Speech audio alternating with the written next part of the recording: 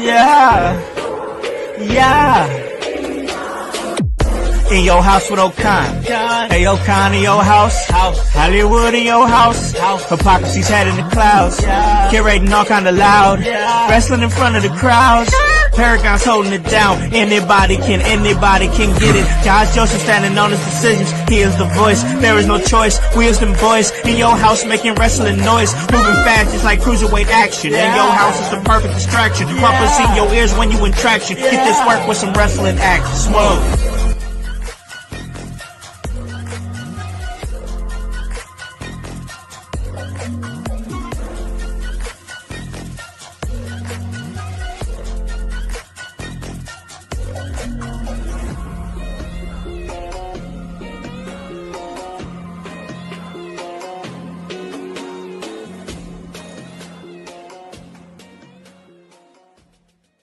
What is up, guys? What is cracking? It's the Con Man, and I am in your house. And you guys already know the vibes. Anytime we slide on through, we're here to give you that work when it comes to this professional wrestling business. And guys, it is Thursday, and you know what that means. That means it is time for the AEW Dynamite review show. We already got action in the chat already. What is with the Juggalos hitting us up with two shows right off the bat? Whoop, whoop, whoops. Whoop, whoop to you, fellow Juggalo. I love it, man. I love the energy. We're here to talk some wrestling. We're here to talk some AEW. And joining me like they do every week are my guys over here. Of course, I got to bring him in. He's the producer of the show, The Voice, Josh Joseph. What is up, brother, man? How goes it, house? How goes it, household? OG Tony, how you doing? How are them bones feeling? It's an AEW Dynamite show, and this is newer. It's one of our newer shows on the lineup, but it is catching some heat. So stay tuned because we got a lot to fucking talk about. Most definitely. It is going to be a very intriguing episode here. And joining us here for this episode, like he has, we've been happy to have this old fossil here coming out and hanging out with us. My guy, my dude, my brother. That's OG Tony Gonzalez. What is up, man? Not a whole lot, man. Just talk about old bones. My old bones been hurting, man. My It's hips. cold out there. Yeah, man, it's been hurting. I ain't gonna lie. Yeah, doing pretty good. Not a super great episode last night, but it wasn't bad. The main event was fantastic. Yeah. Main event was most definitely great. I enjoyed it for sure. But listen, we're going to definitely talk AEW Dynamite, fellas. We're going to talk about it. But at the same time, man, I feel like I went to bed, I woke up, and there was a whole lot of wrestling news that came out. And we're not talking about like news of like a big title change or a big storyline that happened on Dynamite or anything like that. No. We're talking outside of the ring news, transactional news. And we got to start it like this because I got to give a big congratulation to the Rascalz, man. The Rascalz signing with AEW, and I got to tell you, man, that's huge for this Midwestern scene, especially the Kentucky area. You know, big shout out to former In Your House guest Myron Reed. You know, Trey Miguel out there in Ohio, repping Ohio. Desmond Xavier back with his boys after his run with NXT. And Zachary Wentz, who, you know, he went through some hard times himself. There they are right there. And like I said, that brother went through some hard times himself, but has now found himself in a situation where he is signed with AEW, not by himself, not one of them, not two of them, but all four of them. And I just think that's awesome. And I wanted to give them that shout out, but also kind of get a little speculative about where they can end up on the card for AEW, how they can make an impact. I got a couple of ideas, but first, let's react. OG Tony, you kind of broke that news a little bit when we were in our chat there when we were discussing AEW Dynamite, which we will in the second half of the show. We're going to hit the highlights and give our ups and downs and whatnot. But what were your thoughts on the Rascalz signing to AEW? They were there backstage, man, and they officially signed a contract. Yeah, I do know TNA wanted to keep him, but they just couldn't match the money. They don't have the money that Khan's got or WWE, and they got a good Yeah. offer. They had to take it. They had to go. I think it's a good opportunity. I love all four of the guys. I've got to meet Zachary Wentz and also Myron Reed before, so uh, congratulations to them. I think it's a great opportunity.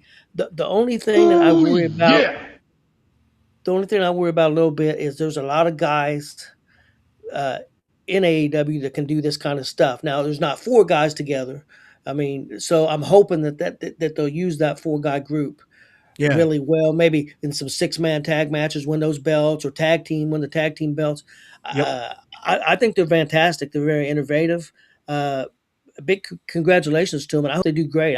I think there's an opportunity there. I just worry. I hope they didn't sign a 5-year deal. I hope they signed a 2 or 3-year deal. Yeah, I think like a shorter sometimes term. Yeah. yeah, I think sometimes 5-year deals for any pro wrestler can be a little long, and then sometimes they get stuck there and with nothing to do, getting paid. I mean, you're Yeah. getting paid, but you're not getting to hone your craft. So I hope everything's work out for them. I think they will. I think they're going to come off to a big start. I think they've got some plans for them.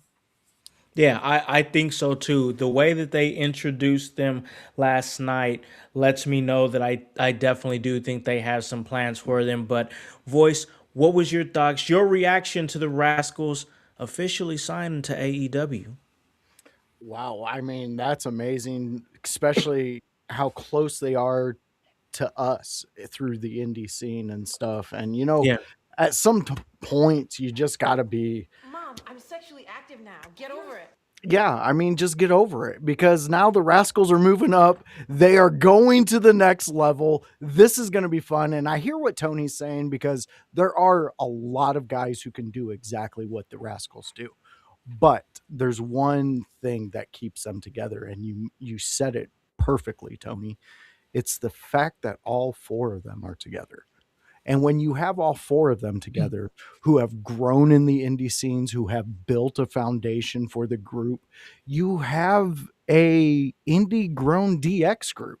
You have that potential to push that. And again, Tony, you hit another nail on the head with these guys.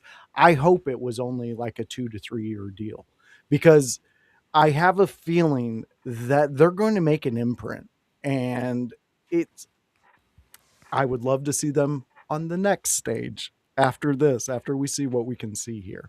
And I'm looking forward to a lot of the feuds they're going to run into. Death Riders, I mean, that's getting a little stale. Throw a little Rascalz in that mix. You Yeah, got that a little beefed up love again. that. So, I'm looking forward to it, and just one huge fucking congratulations to you guys. That's a huge accomplishment in the indie scene, and to stay together Yeah. and That's to big. be able to do it all stepping with your brothers. That's the impressive part of this. Yeah, no, I love that you said that, bro. That's the biggest thing, is that not only are they've accomplished every wrestler's dream, and I know a couple of them have already done it in the group, but they signed a contract. But they didn't just sign a contract; they signed a contract together as brothers to come in Yes. together, which means a hell of a whole lot. In my mind, I feel like this is a huge W for AEW. And the reason that I say that is because you're going to get a lot of different things with the Rascalz. You're going to get chemistry right off the bat, consistent chemistry right off the bat. You're going to get high flying. You're going to get a great work rate. You're going to get comedic undertones, when they're in their treehouse, and they're let's just say for what it is, they're the stoner group. I like what you said, Voice. They're like the DX, Yeah. like they're gonna come and smoke some weed and fuck some shit up, and I think a lot of people can get behind that. I think that that's some, I think that's something the kids can get behind. Oh, the kids are out there smoking the You gotta, herb. I'm telling you, bro. Listen. We were out there telling motherfuckers to suck it. Let's just say it for what it is. We were Were out there doing it, and it was the coolest thing ever. You don't think that the Rascals couldn't be something that the kids would be like, "Oh, these guys are cool. They're cool." It's something cool. They're laid back. They're just naturally cool. Put on great matches, and they're brothers, man. It's just such an easy story to follow with those four, and I really think that they can have some great tag title runs. I'm on board with what you're saying here, voice. I see the vision. I think they can make an imprint. They could be multi-time tag team champions. They could be multi-time trios champions. I'm not saying they're gonna be like the New Day, but where New Day was at on the card, becoming one of the greatest tag teams ever, they can do that and be that for AEW, but be the Rascals. They could be a 14-time tag team. You never know. You know what I'm saying? So I'm just exactly. saying there's something there, and I think that AEW, the stride that they're in right now, I think that they can figure it out. I'm behind you 100%. I'm looking forward to seeing what AEW produces with them, because that's going to be a key component in all of this too. We don't know how much creative control they're going to have, things like that. So hopefully the natural grown indie scene that they have uh, built up, and the love that fans do have for them, it translates over. And yeah, the fact that we did run around telling people to suck it, we grabbed random objects and made them our pretend boners. We did like boys never change. Boys do this all the time. I mean, it is just something. And when you can take that energy and you can put it into a group like this and just present it in its natural state of Yeah. brothers having fun, you win every fucking time.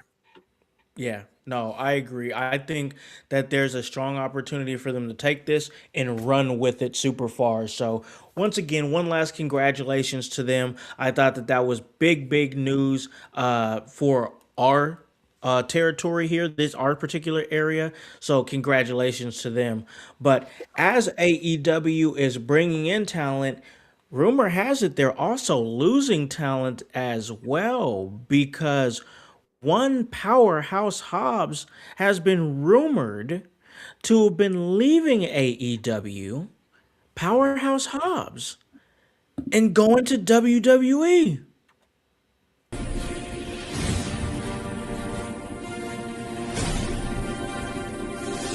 And listen, I think that that could be huge for him, but I have questions.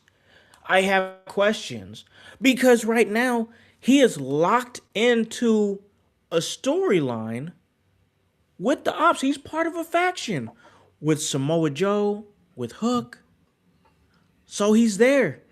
And this gets even crazier because they're defending the Trios Championships this Saturday Collision. This Yes. all feels so abrupt. This all feels like what is happening? It's all jammed into the same frame of time and things are moving really quick. All of a sudden, I'm like, there was no indication. Like, you could go on a dirt sheet or something, especially if it's one of those crappy dirt sheets that just lie for follows and clicks. You can see, oh, well, Powerhouse Hobbs rumored to sign with WWE, and I'm just like, oh yeah, whatever, whatever. But I'm looking around and I'm saying, oh my gosh, oh god, Dirt Sheet Radio is reporting this. Oh god, the 434 is reporting this. Oh god, Fightful's reporting this. It's all falling in line. All the media groups that, actually cover wrestling and tell the truth and don't just, you know, be scumbags for clicks and whatnot. They're actually reporting what's happening in real time.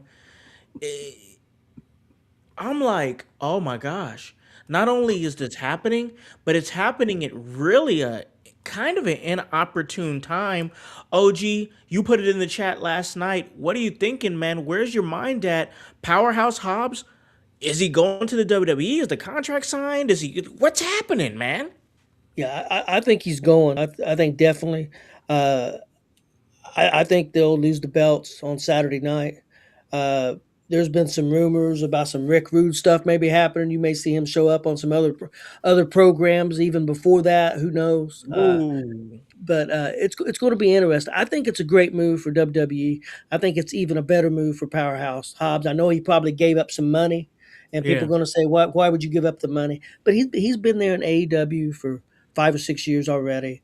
Been there a I while. think Damn near he since the he beginning. knew he knew how he was being pushed or not pushed and what was going on. I think he went probably as far as he was going to go, and probably in his mind, I think that he thinks he wants to go to the next level. Now, whether that's going to happen or not, but I do believe. See if you guys agree. I think WWE books big guys better than AEW does, as far as the bigger talent. I think some of the bigger guys have had trouble getting booked well. Wardlow, of course, he ain't stayed healthy. Yeah. The other big guy, the Murder Hawk Monster. Can't think of his name right now, but he's one that I think is just fantastic, and he hasn't been booked very well. So I think he's in a good spot if he does go to WWE. I'm excited to see him. I'm just excited to see where they're going to put, if they're going to put him with somebody. Is he going to be on his own? Yeah. What they're going to do? It's gonna be interesting. But congratulations to him if he does go. I've always been a big fan. I think I said one of the first shows I did with you guys. I said Powerhouse Hobbs was one of the guys that I wanted to see get pushed more. Yeah. So Yeah. it's going to be interesting. No, I think so too. And I was talking to my son earlier. I was picking him up from weights because they're back doing weights for football and everything. And we were talking about the news. And I was like, I think with the in the words of voice, the mass exodus that's happening in NXT right now, a lot of talents that are going to the main roster. Bryce, I'm getting to that. I'm getting to that, Bryce. Hang with me, bro. I truly think that Powerhouse Hobbs can come in and almost immediately become an NXT champion. I think he can. I just think he can. I don't know. That's my gut feelings that he can come in, take advantage of the holes that are in the main event scene. Like they're kind of bringing in like that Keanu Carver kid. Like I know that they're bringing him in and they kind of brought him up real quick. But like honestly, don't you guys think that Powerhouse Hobbs is a more polished product than him? Oh, 100%. By far, right? Yeah. You and you you keep Keanu Carver in the pocket, keep him, start maybe building him on the card and whatnot and giving him some good matches and let Powerhouse Hobbs just come in as the shiny new toy, put the title on him real quick, and once that runs its course, however it runs its course, he can feud with Ricky Saints. He can start a tag team with Ricky Saints. Because one thing about Powerhouse Hobbs is that he kind of does better promo wise when he bounces off somebody. And he already's worked with Ricky before. So I think that could be something. And that going back to what Bryce had said, that's exactly what I'm talking about. You can put Ricky with Hobbs, and it's like, okay, cool. I'm comfortable with this guy. Yes, I'm in a new environment, but I'm with somebody who I've worked with on screen and I trust. So I think that's a really great situation. But Voice, let's bring you into the conversation. What are your thoughts? Powerhouse Hobbs to WWE. Well, that's awesome. A guy like Powerhouse Hobbs, who I have his 8x10 up on my wall, Oh, that's dope. autographed, Okay, just sitting there. It was that's one of dope. my first AEW autographed ones. Um, I'm excited for it, and I agree with you. He can step on scene and become an instant champion, and no one's going to bat an eye. I If wouldn't. if we go back in his time with AEW, Powerhouse Hobbs has done everything that they've ever asked him to do, and he's done it well. That he is a moldable piece of clay, and what really benefits him is his look.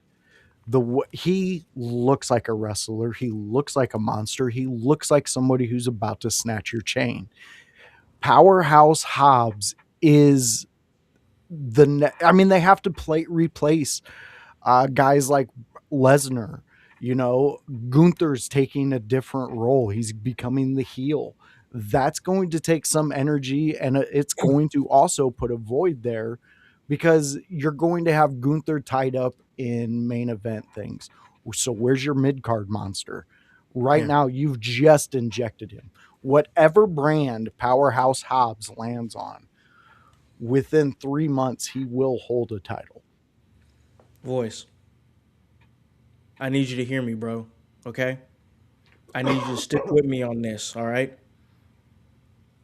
Powerhouse Hobbs comes to WWE. Maybe give him a few NXT title reigns. Let him establish himself as a real badass because I think, I like what Landon here is saying. Oh man, that'd be dope. Talking about Jacob Fatu versus Powerhouse Hobbs, great. But stick with me, y'all, okay? I need y'all to roll with me, okay? Give him a couple NXT title matches because Voice, Tony, we could all agree that he just has that menacing snarl. He has that facial on him. He has that snarl, and he just looks like you said, somebody that'll snatch your chain. Now stick with me here. Look at the hoodie, Voice. Take this right here. For you podcast listeners that are not watching us as we stream, I'm talking about take Powerhouse Hobbs with Paul Heyman and inject it straight into my veins because Paul Heyman will enhance the hell out of Powerhouse Hobbs. Hey, I'm just saying, y'all. I'm just saying, y'all could. I'll let whoever want to say it go on. Whoever want to go, No. because I'm just putting it out there. You're 100% right. Heyman has proven time and time again what he touches turns to gold. And with Powerhouse Hobbs coming in already as gold, he's going to be platinum. He's going to be whatever fucking element goes over gold. That's what he's going to be. And I'm loving this move. And you know what, Tony? I hope we get some Rick Rude action. I think wrestling has missed so many times when they could have pulled a stunt like what we could possibly see. So Go ahead. I'm sorry. So are we? I just want to jump in here because are we talking about like Powerhouse Hobbs like hopping on a plane and going overseas to go to? Is that what we're talking about, Tony? Is that what you're talking Yes. about? Yeah, What? I think there's a possibility. I don't think I'm not saying it's guaranteed, but I think it's a Sure. possibility, and especially if right before TNA is supposed to do their big show tonight, Oh my God. AEW announced that they signed the Rascals. Oh my God. So There's a lot of so so what yo. if what if TNA and WWE say, okay, we'll up you one. So on Friday night, we have Hobbs on Friday night. I mean, Oh my God. yeah, we know WWE's petty as hell. Yeah, I Oh yeah. mean, Oh yeah. exactly. We do 100%. so we could see something like that. I think there's a possibility. I'm not saying it's going to happen for sure, but I think there's a possibility. Well, let me ask this to you guys then. Okay. Okay. If WWE pulls this, that means Powerhouse is on SmackDown. Yep. You got it. You have to. So if they pull that trigger, where does that put WWE for you guys in this war that they're having with AEW? Does that entice you guys more that they're willing to go and do something like that and break the wall, do all that stuff over what AEW is doing?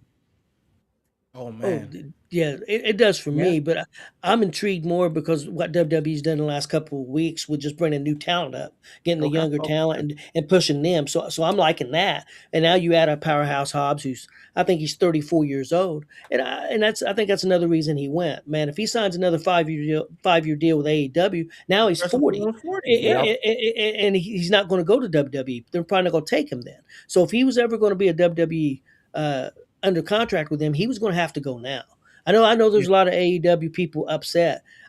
I'm not upset that he went there. I mean, I'm a little bit more probably of a WWE guy, most people would say, but I think it's a good move. I think it's a good move for both people. I mean, AEW, hey, you just picked up 4 guys that's going to enhance your program. Probably more guys that fit your program better than what Powerhouse Hobbs does. That Yep. right there, Tony. That is Huge. That's perfectly big. put. Yeah, because Yeah. Well said. that's the type of energy we're going into with AEW. I mean, I've said it a couple weeks ago. A Dynamite show reminds me so much of a Monday Night Nitro that it pulls me in. It makes me, this one specifically that we're going to talk about in the second half. This that started out Samoa Joe cutting a promo saying he has a bounty. Yeah. And it gave me vibes of WCW because their shows used to start with those beats. And Yeah. throughout the entire episode, it just, for some reason, Tony, I get Nitro vibes from AEW. Yeah, I agree. Yeah. I do too. Yeah, no, I like that. I honestly I love this conversation. All the talk here with Powerhouse Hobbs and the possibilities. I mean, because we talked about him going to NXT, but then like you guys said, if this rumor is true, and that's what we're doing, y'all. You guys know we do this. We get speculative. We're just having fun here. But if they do pull that trigger and they put Powerhouse Hobbs on SmackDown, not only does that mean you have to commit him to SmackDown, it means that it's like, okay, we're going tit for tat now. Yeah. And I think that when companies are going tit for tat, trying to one up each other, who's the winners of that? We The fans. we win all day on that one. The fans. Dude, yeah, exactly. And I love it too, because when you play like this is just entertainment for the fans. When you're going on press conferences or interviews and you're like, yeah, their product was sucky the other day. Well, look at our ratings. Look at that's Yeah. nonsense. That's petulant child screaming. So here's your cookie. Shut the fuck up. Yeah. But when you do things like this, and because now you're forcing AEW to make the Rascalz signing important. Oh, You're forcing their hand in it, because WWE just took your venom. They just snatched it out of that snake's head, and now that snake is useless to you. What can you do with Powerhouse's name after, if this happens? If this happens on Friday and this generation gets a Rick Rude moment, fuck, man, you guys are so lucky, you don't even know. And you have to build from there. You Yes. can't just say, "Oh, Powerhouse Hobbs. Oh my God, he's on SmackDown. He's on SmackDown." But now he's on NXT, Yeah. and now he's barely featured, and now he's in a go nowhere feud. You can't do that. It's like you said with the Rascalz. They're gonna have to immediately, if they do this, if this happens, and they put Powerhouse Hobbs on SmackDown tomorrow, on the 16th of January in 2026, if they do that, then that is going to make AEW have to be like, all right, Rascalz, let's go. We're bringing in the treehouse, absolutely. You guys can make all the weed jokes you want to, and we'll put the trios championships on you guys. We'll just use Hangman Adam Page and Jet Speed as transitional champions. Yeah. Yeah. I love it. Dude, this Am I would be- right? Yeah, and if you want to pop me for the Rascalz and their debut, what's RVD's contract look like? There you see, that's the right thinking. That's the right Because thinking. you bring put him, and he's Put him been on putting Screen Stars. dude, he's been putting AEW over in interviews left and Yeah. right recently. So I wish I had a job with them so I could pitch some of these ideas and talk about these things with the higher ups. But give us your thoughts in the chat, what you guys For think sure, about what we're absolutely. saying. Yeah, tell us about it. Like, hey, let me paint you guys a picture because of that idea. We're gonna take a break and then we're gonna talk some AEW, but I want to paint a picture bouncing off of what Voices said here. How dope would it be if they're coming back from a match? Maybe it's like, oh, I don't know, Kyle Fletcher versus Mark Briscoe or whatever. Match is over, da da da. They go to the backstage segment and you see a door open in the locker room and you just see like a cloud of smoke, just big massive piles of smoke all over. You see the Rascalz come out joking and cutting up like they do, like brothers do or whatever, and then all of a sudden out of that room comes RVD and basically like, yeah, thanks for the session, bros. Yeah, hey, thanks for showing us that Van Daminator. We gonna use it in the next match. Like that's money. That's money. That's Yeah. a brilliant segment. Hey, Yeah. guys, I got a pitch for you. What Yeah. if Friday night, and it has been announced. I know they've been doing quite a few of these, but they actually announced this ahead of time that tomorrow night on SmackDown live from London, that there's going to be a U.S. heavyweight Oh. title open challenge. You're playing with me, Tony. They've already announced it. So what if Hobbs showed up and answered that challenge? Huge. Oh, That, damn. that would be huge. That would be massive. That would be a huge shot in the arm. Melo's got to win, though. Somebody Melo can has to interfere. win that. He can't. Yeah, I don't want to kill. You don't want to kill Melo. I agree. You don't want to kill Melo. That would be my only thing. Like, and I don't think they can figure it out, though. They can figure it out to where Powerhouse Hobbs still looks stronger. Like, he could come out and just honestly brutalize Melo. I don't want to see it, but he could put him to where they have to DQ it. They have to do something. Well, what if Carmelo lost because, say, he's brutalizing, but he's doing pretty well. But what if the Miz or somebody came out? There's your out. And then you would give, and they could get the belt back on Carmelo. I don't want him to take the belt off Carmelo. Don't get me wrong. Yeah, I think he's really got a lot of good things going. So I don't want to do that. But if he showed up and won that U.S. title on Friday, it'd break the internet. It would. You're 100%. But do you do that at the risk of killing the momentum of Melo right now? That'd be my concern. That's the risky thing. And I know where you're at, Tony. He could definitely get it right back. And it would be a banger of a lead up and to the match. But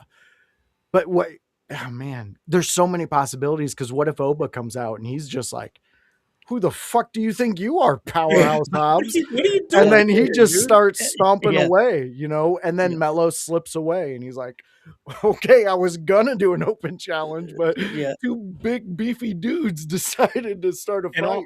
And all those two got to do is have a face-to-face. They don't even got to have a match. There's a lot, like you said, there's a lot of different ways you could play it. You could do that to where Hobbs answers the challenge, then Oba comes and says, "Oh no, you ain't answering nothing," and then they start going back and forth, and then you could end them with a stare down. There's so many different ways, ways they could work, but most definitely, I'm loving this news because it keeps things in wrestling fresh. I'm excited to see what the Rascalz do and AEW whenever and however Powerhouse Hobbs shows up on WWE television. I'm definitely going to be locked in. But hey, we've got to lock in because we got to talk some AEW Dynamite. But before we do that, we're going to take a break. We're going to pay a few bills. And then when we do come back, it's time for AEW Dynamite. Yeah, let's talk about it on the other side of this break.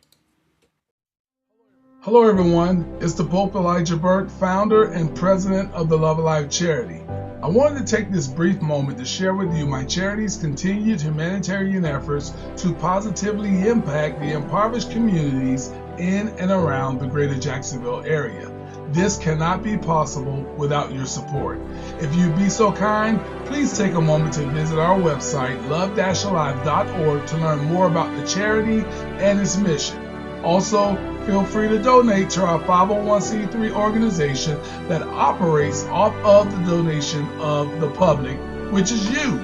Whether that be by website or via Cash App, $1 help makes a difference in the lives of others as we continue to positively influence many people by being the change that we wish to see in the world. Welcome to the Brainbuster T-shirt website where your favorite podcast team in your house live. Look at all these fantastic options you have. If you want that sweet hype, we got it. You want to be divinely designed at yours. Have you lost your voice? We have all that voice merch for you. Are you just a part of the household? We got that too. Brainbuster Tees is where I YH live.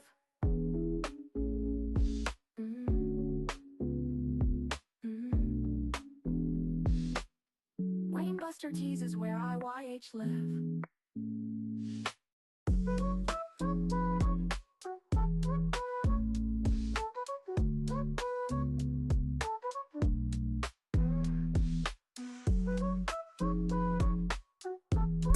In your house with O'Con. Hey, O'Con, in your house. Hollywood. Emerge faithful for coming out to Emerge 91 Blood and Bone. Yeah! Since 2019, I have been the executive producer of the In Your House podcast. Since 2021, I've had the opportunity and the privilege to be a part of Emerge Wrestling in Columbus, Indiana. The honor and the privilege to tell all of you, right here in the middle of this ring, that Emerge Wrestling, in collaboration with the In Your House Network, will be at the Squared Circle Expo this March in Indianapolis. Indianapolis, Emerge Wrestling in Your House. We'll see you in March. Hey, yo, Connie, yo, house, Hollywood. Hey guys, welcome back to In Your House, the AEW Dynamite review show, and what a show it has been already. It's been a fun one. We got real speculative on the first half of that episode. Myself, the voice, OG Tony. We had a great time, and man, I got to tell you guys, I've been moving. I've been getting back in the gym. Holidays are over, so I'm kind of back trying to hit the gym a little bit more regularly now. So I've been there for 2 days this week, and I'm going to try to get back for a third. And man, I got to tell you, I'm hitting it hard because of Goalie Nutrition. That's Goalie Gummies. And I just got some of the Matcha Mind gummies in to help me focus and stay locked in when I'm doing my workout, when I'm editing podcasts, one of the hottest podcasts in the Midwest, In Your House. And man, we got to stay sharp when we're doing stuff like that. And also, you know, the apple cider vinegar gummies, they're great. And Unwind with the ashwagandha gummies. And you can get started on your wellness journey. All you got to do is go to goalie.com and we can help you out. At checkout, enter promo code IYH and get 10% off for all your wellness needs. And check out everything that we're doing on Facebook Live, on YouTube, on Twitch, on X, and then on demand, the audio version on Apple Podcasts and Spotify. So now we are jumping into AEW Dynamite, and I said it, and I've been saying it. It was kind of a slower show. It wasn't one of their banger shows or whatever, but relax, guys, because I've even said about WWE that not every show has to be a banger. You got to have those slower shows, but I found stuff that I liked in this AEW. More specifically, that main event was great. I mean, anything that MJF is doing, I'm vibing with it and seeing everything that he's doing. I love the heavy, I mean, it's such a heavy title scene right now, the World Heavyweight Championship scene, and we got a Brian Keith sighting there. I like the little sub story there with the bounty hunter. They're doing some good things. Like I said, I thought it was a little bit slow, but OG, what was your overall thoughts on this AEW Dynamite Maximum Carnage edition? I didn't think it was as strong as the last couple episodes. I do think the main event was one of the better matches they've had. I thought they told a great story, so I really enjoyed that match. I thought Bandido looked like a superstar. He did. And MJF helped that too, but I'm not taking anything away from him. The Hangman stuff was pretty good. Probably the tag match with all 8 teams were pretty good, but we've kind of seen that before. I mean, not that it was bad, but I think we just kind of seen it before. A lot of action, but wasn't bad. The Pac and Darby Allin match was decent. My only problem with Darby Allin, man, I just wish some of the spots, that spot on the stairs, I just wish that was nasty. I just don't see the point, man. The dude's 150 pounds probably at most, and he ain't gonna be able to walk in 10, 15 years. So I wish they would. Personally, I wish Tony Khan would make him take a step back on that stuff. So that's just my opinion. I know the sickos love it. I know the crowd loves it. But I just want to see the guys be a little safer. That would be my only thing there. It was a decent show. I thought it was interesting that Tekla got the pin on Chris Statlander. That was big. Big. So, yeah, and it was just a little surprise for me. I mean, I know they like her, but I was a little surprised with that. So I think she's going to get a title shot. So some interesting stuff happened. Again, I kind of agree with you. It was kind of a little slower, but I mean, by no means was it a bad show. It was solid. Yeah, that's exactly how I would put it. Solid. I do like the little Brody King in there and just destroying Jonathan Cruz. That was kind of funny to me. I thought that it was just a little bit of that, comedy that was needed in there. So that was kind of cool. I did like the Triangle of Madness versus Statlander and the Babes of Wrath, and that was one thing that I really noticed is Tekla got the pinfall on Statlander, the champion Statlander, and they're really going with Tekla. It seems like I gotta say, she's a pretty good promo. I've been kind of focusing on what, because I've seen her in ring, but they've been doing a couple of backstage segments with her, and she's like, I don't know, she's got a real dark feel, but it's like real confident. They got the whole kind of witch vibe going. I like this stable, the Triangle of Madness. It's really starting to grow on me. I don't know why, but when I see them, I always think, I don't know why. I think Voice would really like this. I That's just in my mind. Is that real? Is the Triangle of Madness something that the Voice Josh Joseph is messing with? Oh yeah, because it reminds me of a female version of the Brood, but Ooh, okay. I didn't think about that. done in a female's vision. Like Yeah. I love the interactions they have with promos and things like that. I think it's fantastic. Tekla has a swagger. Yeah, she does, and she carries it well in a ring too. She backs up what she says, and much like Gangrel, you had to be that type of leader, and that's who I see The her game, bro. as. And I'm being I know. 100% like with this, because I even like that. Julia Hart, to me, that's your Christian right there. That and when she breaks away Ah, from a group and shows what she can do on her own, it's going to be something special. I absolutely love this tag team. I don't like the fact that they had to beat up on Willow. Leave my Willow Willow. alone. Love Willow. But I do enjoy this group. And but yeah, every time I see them in my head, I'm just like, that's the Brood, but the female version. I love that comp. I like that. And it's such a good faction. Like Tekla, Oh, like I it said, is.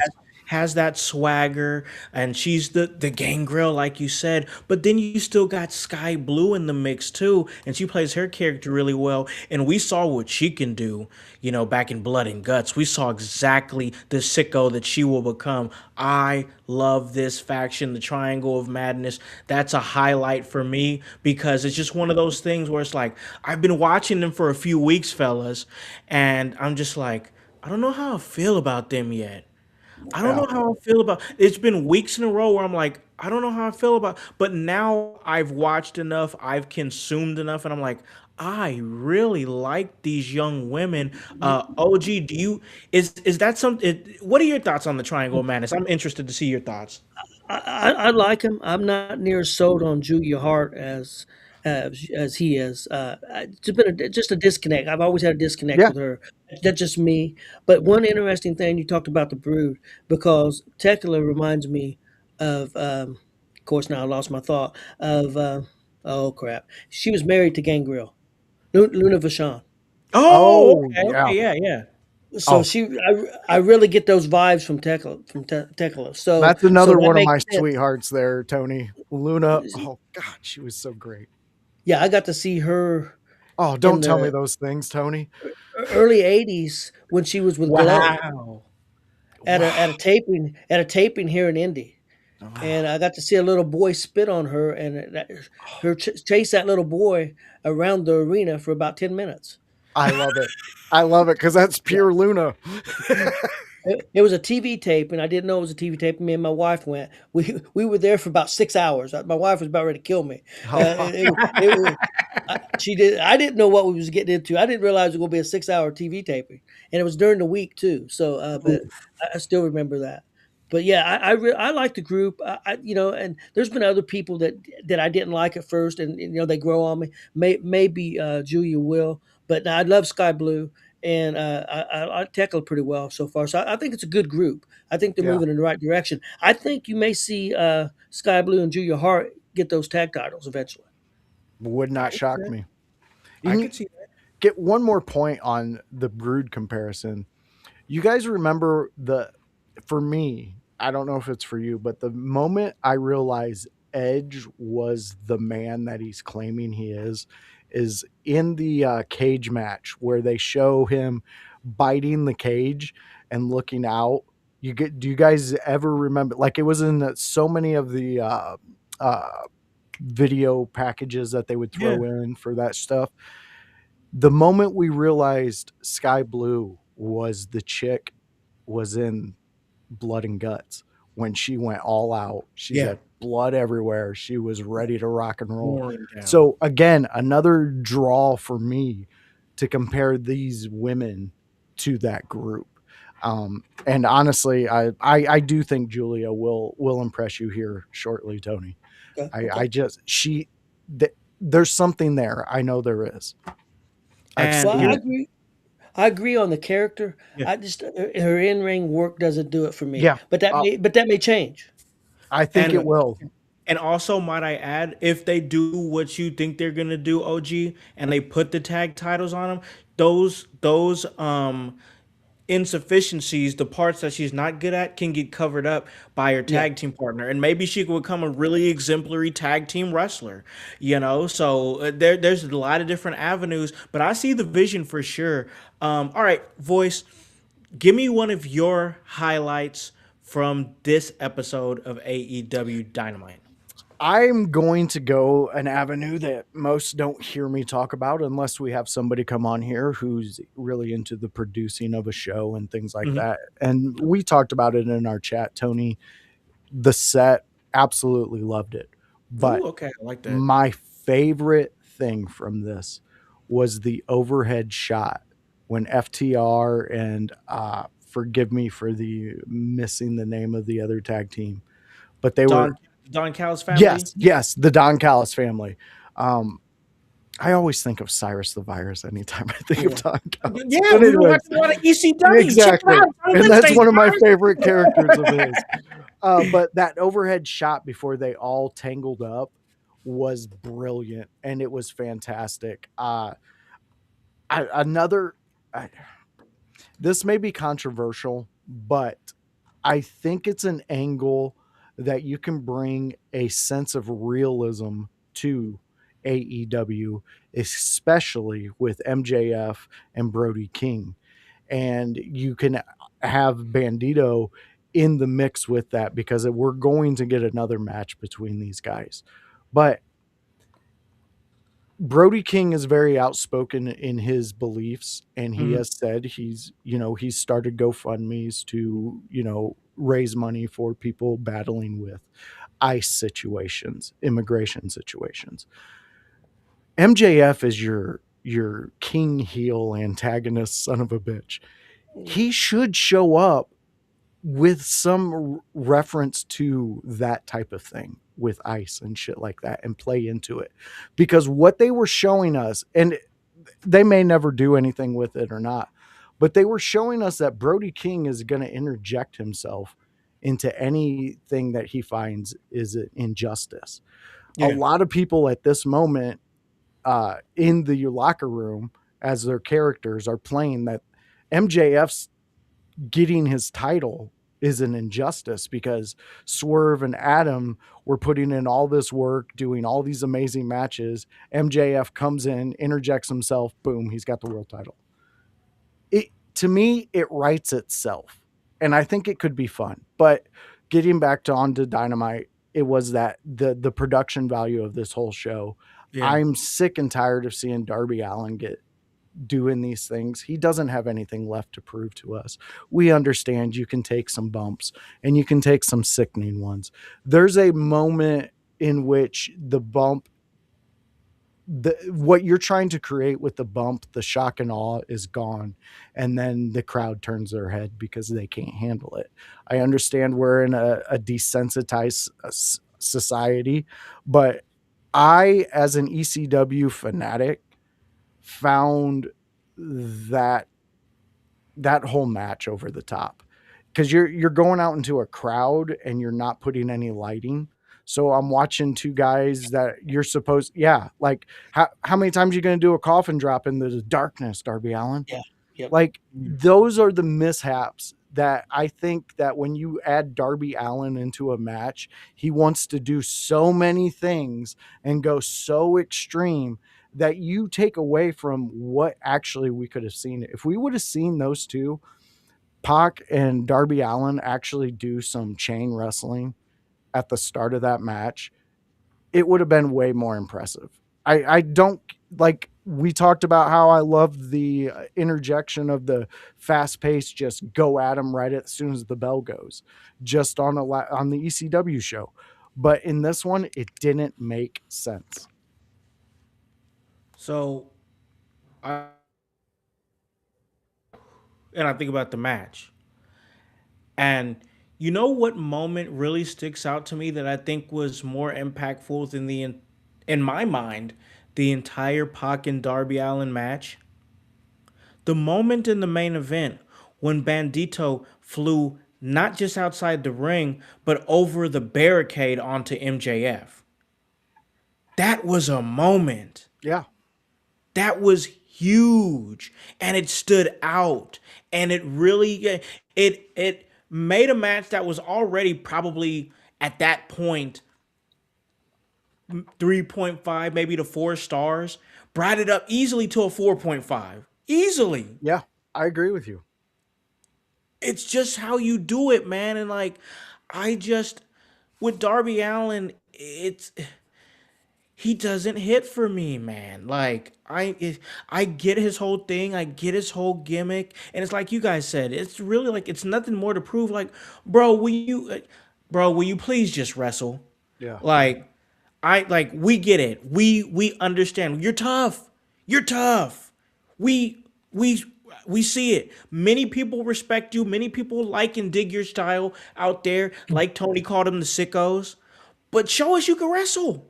Dude, the suplexes he takes, the belly to bellies in that match were more impressive in the ring because Pac was doing them either from the top rope. He did that one. He did the one where he shot him into the corner. He did the one where he guillotined the motherfucker like in a disgusting way.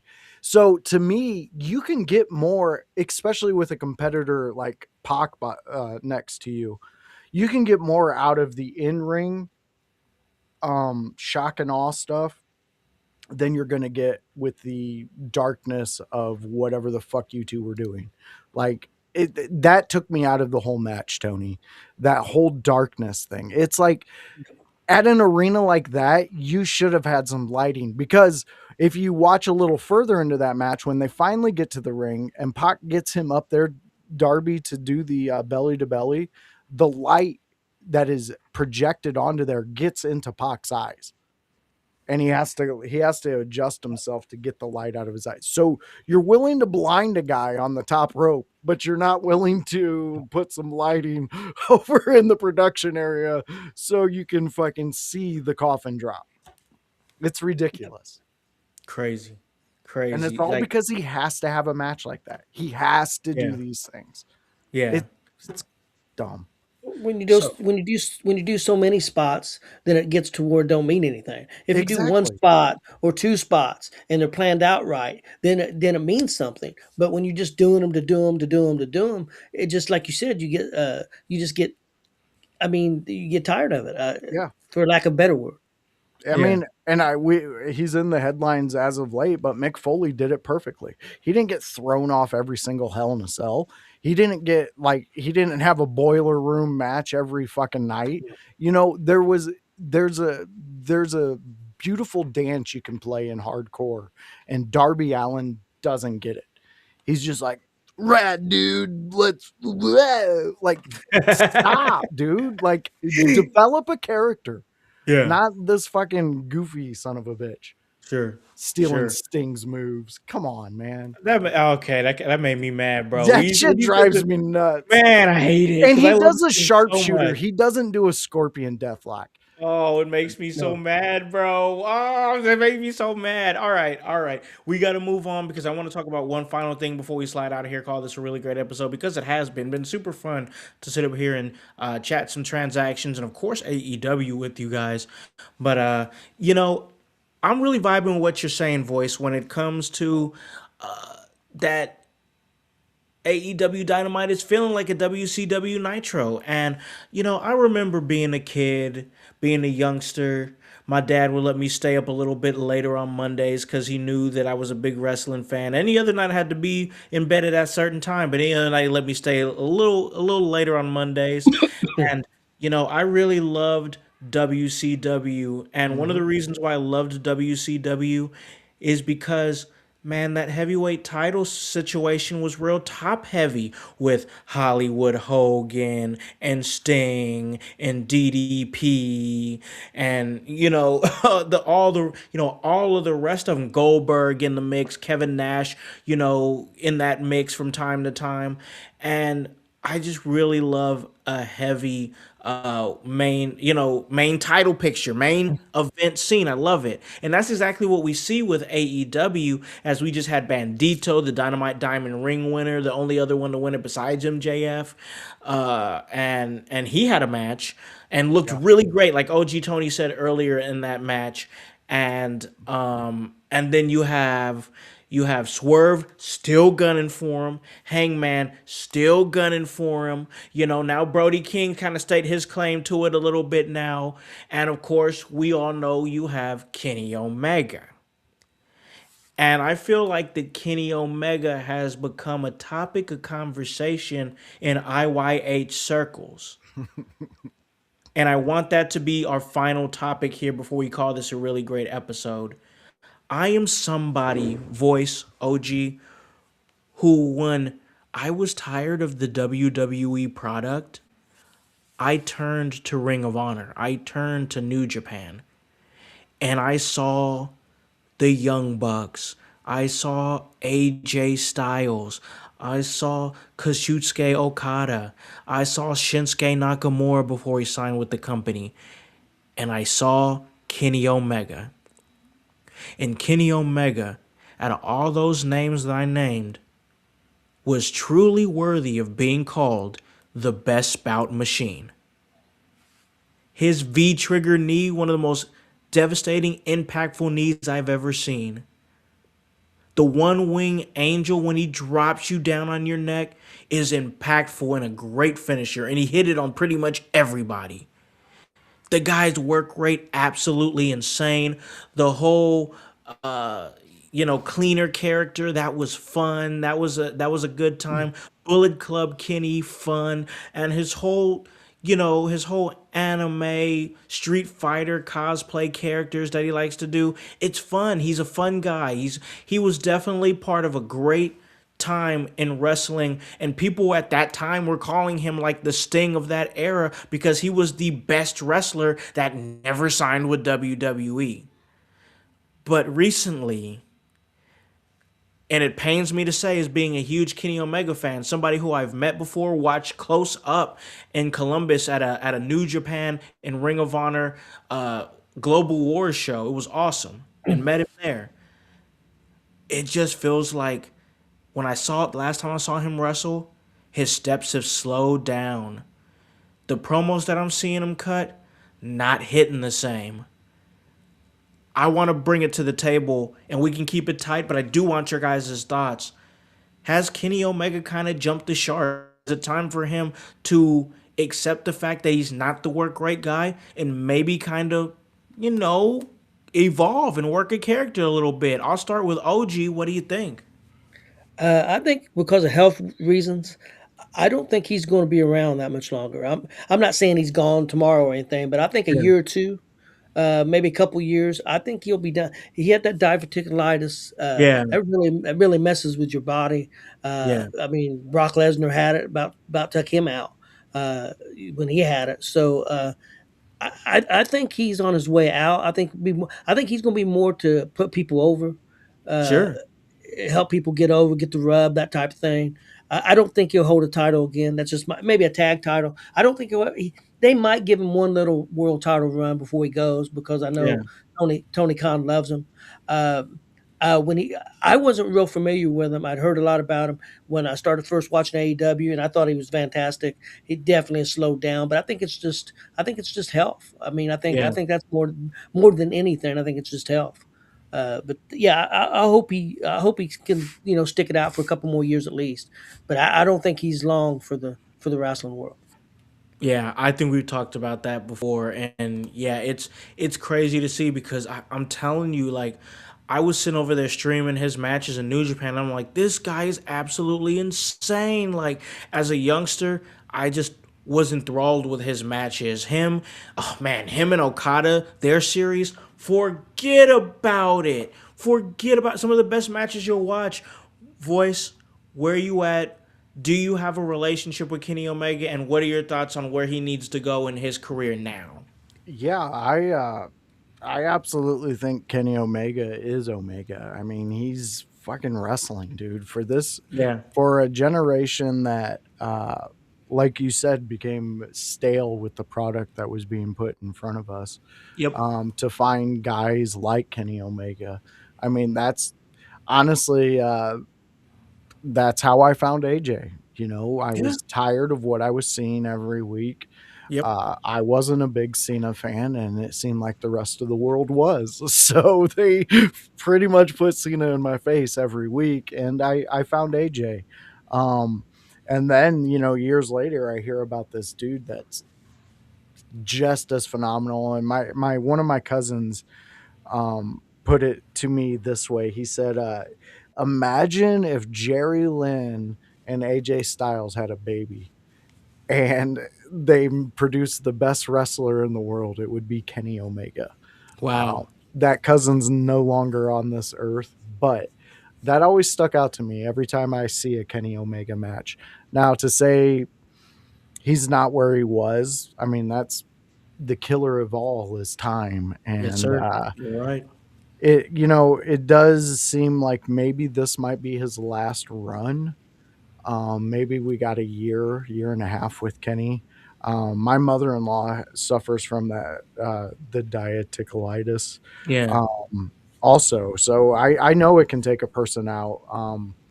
I mean, Brock Lesnar landed on his head and still wrestled for something to affect his stomach and almost take him out.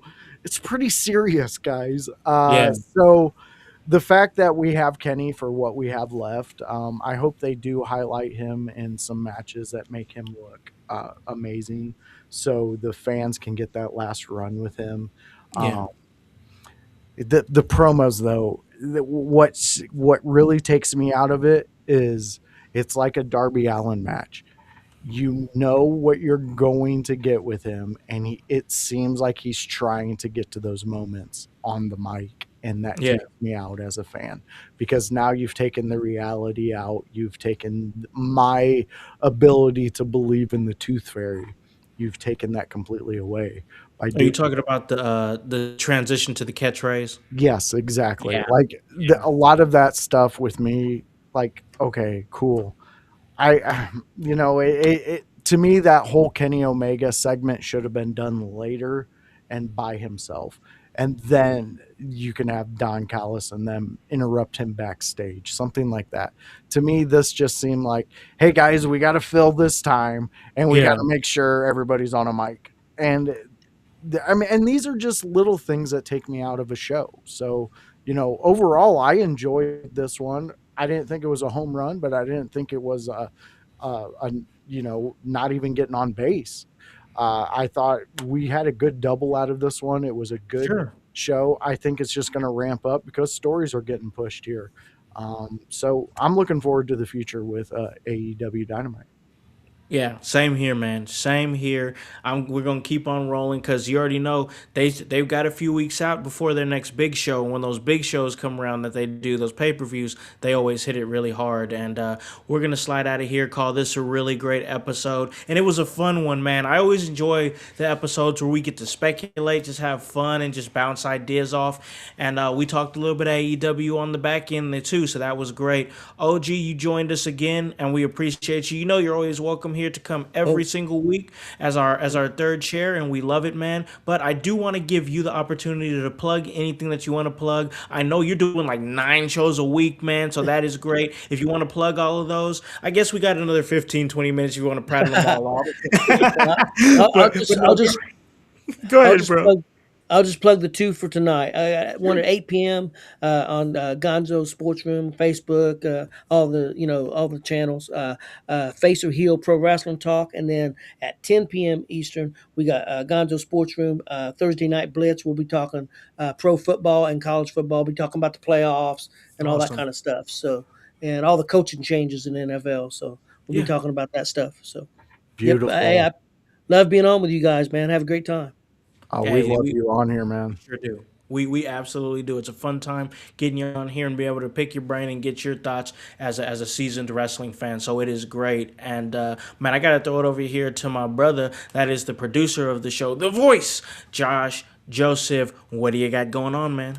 All right, fans. So if you enjoyed this, well, you can stop in every time on a Thursday at 6 p.m. and we're going to talk AEW Dynamite. And I have a feeling Tony's going to be here. So get used to him, you sour pusses.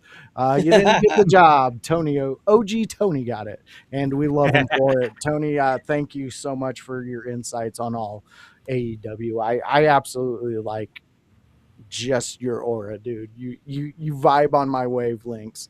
Yeah. Fans, outside of that, we do a fun show on Tuesday about Monday Night Raw. Yeah, that's where me and the Chaos Goblin himself, Kevin Calloway, we sit around and we talk Monday Night Raw. We invite you to do the same. It's on a Tuesday, so we call it a recap where we talk about it. We give you what we liked about it, and I am telling you right now, the fan interaction was phenomenal this week. You guys pushed us up in the rankings, and we had a record number of comments, and it was a good discussion too. Kevin really does a great job with us. And he's a true gem in the crown of IYH. Love that dude. But that is 6 p.m. on a Tuesday. Come join me and Kevin on that.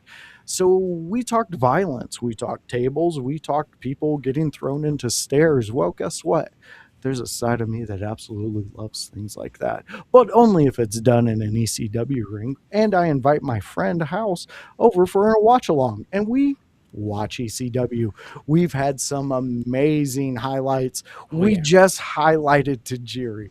So fun. What oh man, so many great matches. We got to watch two matches of Tajiri. And yes, we showed the ones where he did not win.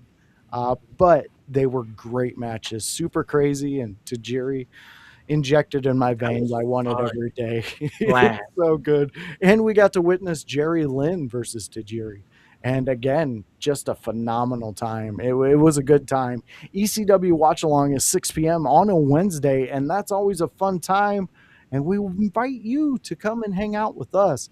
You got to go out there and find the socials. You got to subscribe to us. You'll know when we go live. We always go live on the Facebook page for In Your House, and usually our Twitch page. You can always get us on those two pages, most definitely. I also do a conspiracy show on Saturdays, 8 p.m. Join me this weekend. I have nothing going on, nothing but rabbit holes and things like that. So come and hang out with me. Let's get weird. Let's, do narcotics. I don't care. But let's talk about it. Let's have some fun, I'll be doing some. So it'll be a fun time. Again, that's 8 p.m. It's Into the Static Voice with me, Joshua Joseph. That is awesome, man. We appreciate all the work that you're doing within your house, coming on and talking some wrestling.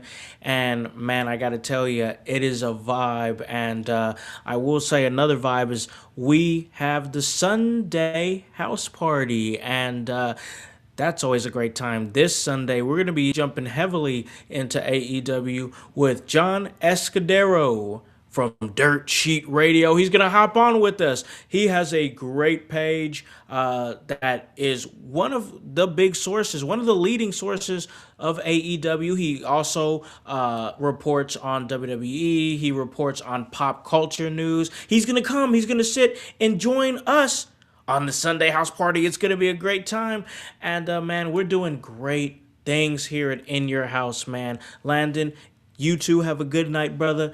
But I'm just loving what we're doing. We're hitting that stride. We're out of the holidays. We are back, baby, and we're doing, 4 or 5 shows a week. It's great, man. I'm enjoying it. We are back in our stride. That's In Your House. Tony numbers. Man, I know we're starting to get to those Tony numbers for sure. Man, hey, but listen, that's all part of the work. And that's HOWSE, and the W stands for work. So for OG Tony Gonzalez from Gonzo Sports Room, Gonzo Wrestling Room, and the voice, Josh Joseph, and the whole team here at In Your House, I'm Malik on the Concept House, here to remind you to tell a friend, to tell a friend, to tell a friend, to hop on this bandwagon, get on, or get gone, because the household is still going mighty strong. You guys have a great day and a great rest of your week. Peace. Dynamite, dynamite, dynamite, dynamite.